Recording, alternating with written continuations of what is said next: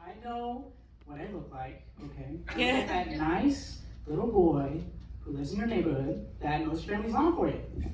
I know. That's all right. So I'll be out there mowing your family's lawn on a hot summer day.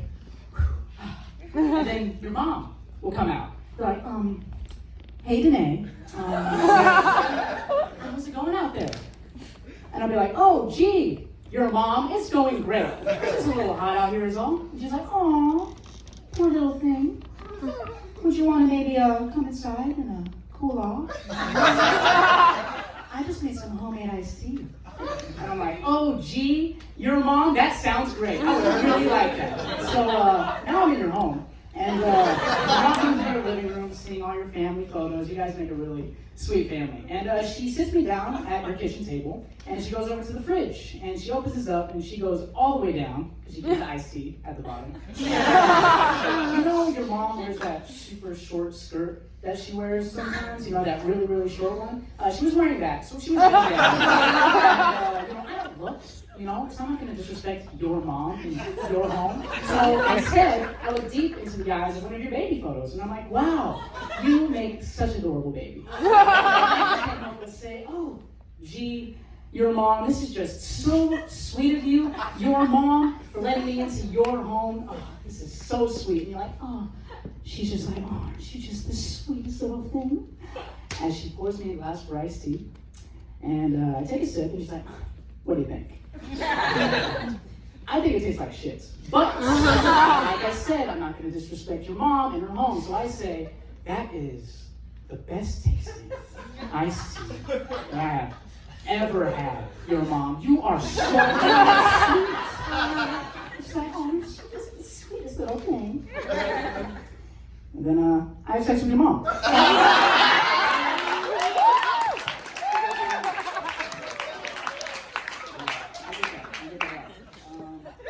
Aware that my friends, they usually say that I give up kind of a Jim Carrey vibe sometimes. I don't know why they would say that. I get it. But I'm aware that I'm not exactly like Jim Carrey. I'm like not name brand. I'm like off brand. Jim Carrey. I'm like the Amazon's choice of Jim Carrey. I'm the one you wanted, half price, free shipping. Give me. So, you order me, I come after 2 days, and I'm like, and I say like almost all of his most iconic lines. I say like half. Okay, so you turn me on and I'm like, oh, okie dokie then. I'm like, all right, I expected already, but that's good. Press me again and I'm like, smoke. Okay, I really want to smoke in, but smoke's fine. But then you finally send me to my Grinch setting. Yeah.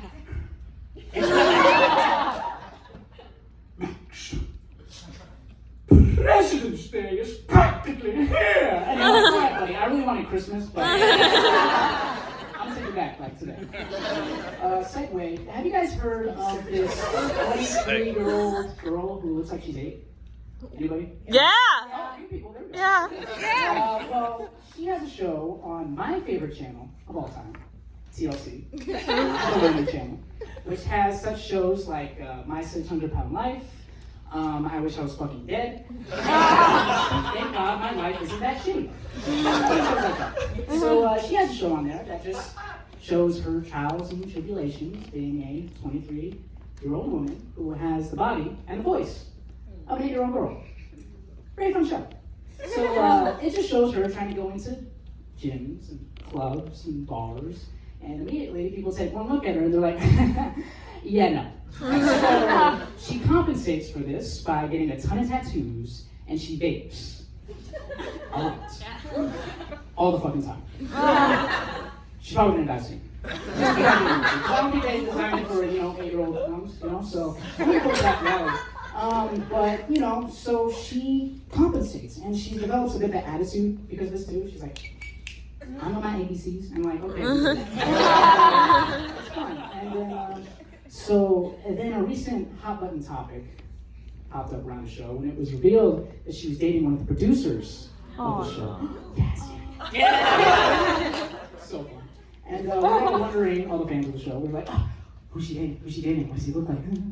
And it came out what he looked like, and he was just like a dude, you know, like a good-looking, fit, tall man with a beard who's like 26, and you know she's 23. That looks 8. So, you know what I mean?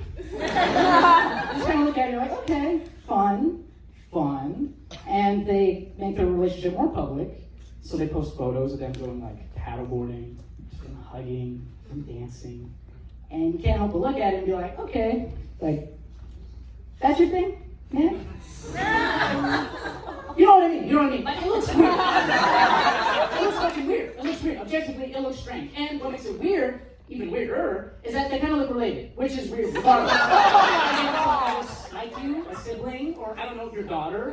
I don't recommend it, you know? So it just looks weird. And there's technically nothing wrong, right? He's 26, she's 23, and looks 8. So technically nothing should be wrong, but okay, so imagine they go to a bar, right? So they walk into the bar, hand in hand, and you know, they go up to the bar, and the bar stools are too tall for her, so he lifts her up, puts her on the bar stool, and she's just sitting there, you know, just looking 8. And the guy, he calls over the bartender, he's like, hey, Mr. Bartender, can I get 2 vodka Cokes over here, please? One for me and the old lady right here. And the bartender just has to look at that and be like, what the fuck's going on here, bud? Huh? You gonna explain something? Like, I don't know, like, you're with a child, you know? I'm about to call Child Protective Services, like, right now. And the guy's gotta give this whole spiel, like, no, dude, slow your roll, okay? I know what this looks like, but, she's actually an adult, okay? I'm aware she looks like, I don't know, 8. But this is my girl, and she deserves to be here just as much as me. And we're just all supposed to be like, okay, yeah, sure. I don't question what you're sexually attracted to whatsoever. We're supposed to accept that. And this dude was getting fucking dragged on Twitter. Everybody was like, hey, you're a child diddler, what the fuck? And, you know, which was valid, I think. And, you know, and the guy was getting so much heat that he had to leave. He left the girl. Which sucks, right? Because, I mean, she did nothing wrong. She's, you know, a full or half-grown woman with half-grown person needs, you know? She's an adult, she's 23. If she wants a man, you know, it's not wrong, but what sucks is that any normal dude that tries to date her is going to be seen as a pedo. So, what is she supposed to do? Date another 8-year-old? No, because that's also fucked up, because she's 23. So the situation's fucked. You know? And this only happened because, Twitter was sticking their nose in places where they don't belong. And Twitter's not a real place, so who gives a shit, right? And, you know, Twitter, it's kind of the place where a bunch of, like, 20-year-olds kind of congregate to spread their stupidity amongst the rest. I've kind of come to that conclusion, you know, because 20-year-olds have nothing good to say at all. I don't know, take me, for example. Duh. And so I was on Twitter, and I just had to get off because I saw a bunch of tweets by these 20-year-olds that just were forever engraved into my memory. One such tweet is, peggers should be parts of the LGBTQ community. I'm like, okay, that's a thought. That's a thought. Another one was, nacho chips, comma, I fucked your bitch. So I thought that was valid. And, I'm gonna share that. And the last one, my personal favorite, was, my foreskin's so long, it should be called a 5-skin. Fun shit like that, you know? And if you want to be surrounded by these fun 20-year-olds, you should go to a little place called a college. If you want to make things even more crazy, you go to a fucking acting college. Let's go! Where everything's already batshit crazy. Now, one such story can only happen here at the American Academy of Dramatic Arts. It was one day when I was in Mr. Landfield's acting class, you know what I'm saying, the GOAT, Section A, represent. Right, so I was in that class. It was the first couple days of class, and Landfield, he's a Meisner guy. You know, he's just Meisner. So he walks up in class, and he's like, okay.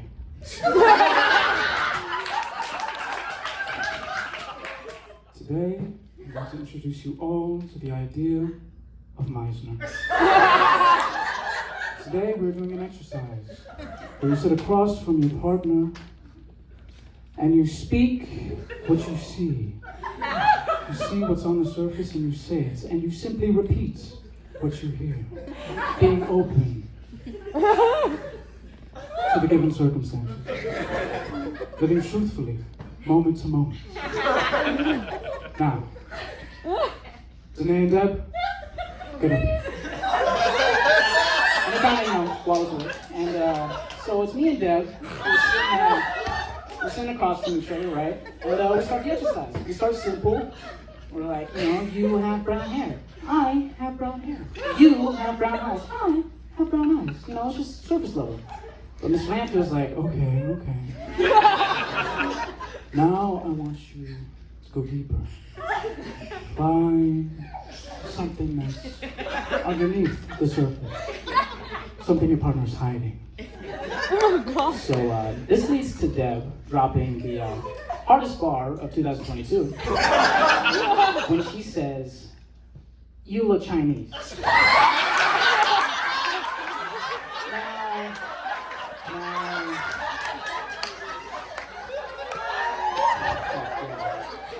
So my first reaction was, what the fuck? I am not fucking Chinese. Respectfully, I'm just not Chinese. But then Lance was like, repeat. So I'm like, okay. Now I gotta make truthful moment to moment and be like, I am not Chinese. But Deb steps her foot down and she's like, you are Chinese. And I'm like, okay, I am not Chinese. You are Chinese. I am not Chinese. You are Chinese. I am not Chinese. We go at this for like 5 minutes. You are Chinese. I am not Chinese. You are fucking Chinese. I am not fucking Chinese. And Nancy was finally like, okay, all right, okay. Time out, okay. Good work. Okay, let's talk about this. So, Danae, and he kind of leans in. He's like, are you Chinese? I'm like, wow, thank you for helping. Wow. Comedy lessons on the side too. Wow, that's so awesome. And that story could only happen here at the American Academy of Dramatic Arts. And the exercises we do are sometimes a little fun, a little crazy, right? You ever think about some of the exercises that we do in class? Yes. And just how batshit crazy that shit is? Yes. Like, okay, imagine you know nothing of this school, right? This big orange building off the Brea. You know nothing of it. You walk into one of those really dark acting rooms, and you see all these young adults. Oh my God. Walking around on all fours. And they're making noises too. They're like, moo.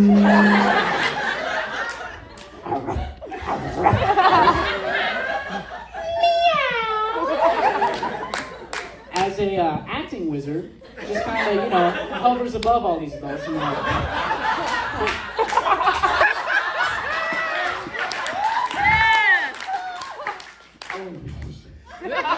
Yes, feel the animal in your body. Yes, talk as your animal. Feel the emotions that arise. Yes. Now, what I want you to do is I want you to find your scene partner and run your scene as your animal.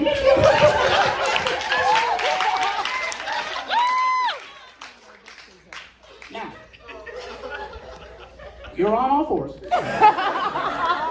trying to communicate human emotions to another human person. As you're roaring at them, and they go, cock-a-doodle! I'm sorry, but how does nobody die fucking laughing during these exercises? I feel like I'm a crazy person sometimes. But we pay $6 or $7 to act batshit crazy. Thank you guys. That has been my...